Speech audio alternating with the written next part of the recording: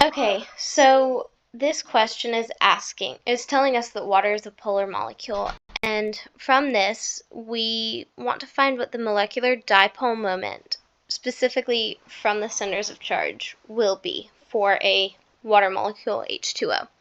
So a couple things to remember are that it's crucial to have the correct Lewis structure and molecular shape of the molecule. In this case, I went ahead and drew the Lewis structure, which is right here in the center. And I did that by looking on the periodic table and finding the valence electron contributions. From hydrogen, there are 2 of them, each contributing 1. And oxygen contributes 6, so a total of 8 valence electrons. And because hydrogen does not need a fulfilled octet, it actually only wants a sharing of 2. There's only a single bond between the oxygens, leaving 2 lone pairs also on oxygen, which will be the central atom. Now, the significance of telling us that this is a polar molecule is that we know polar molecules have a non-zero net dipole moment, which means that we will have a charge somewhere. Now, this structure right here is a typical showing of the dipole moments within a molecule. But because we know that a dipole moment is a vector quantity, we know that we can break each of these contributions up into horizontal and vertical components. And this is why it's important to know where the center of charge will be on each molecule. In this case, we know that the hydrogens are each contributing a partial positive charge, which means that this center of positive charge will be in between the H atoms somewhere around here. The oxygen atom, on the other hand, is contributing a negative charge, with the center of this negative charge being on the oxygen atom.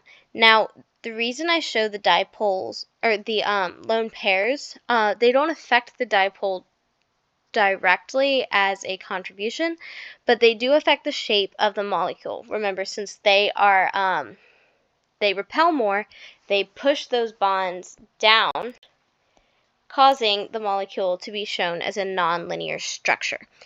The lone pairs themselves do not contribute any change in the dipole moment, because the whole point of a dipole moment is that it moves towards it's based on electronegativity, and these lone pairs don't have electronegativity values.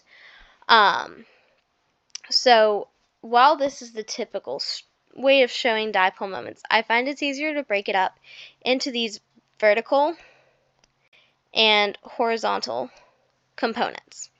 And this is relevant because from this we can see that these hydrogen atoms with the positive central charge, these 2 horizontal components are going to cancel out because they are moving in opposite directions. Now, the vertical components, however, are moving in the same direction, going up, and that's the same with the contribution from the oxygen atom. Because of this, we can cancel out our horizontal components and see that our vertical components are both going up, which is going to cause an overall net dipole moment moving vertically. And since it is the positive charges canceling out, we're going to know that this net dipole moment is going to be an overall negative value,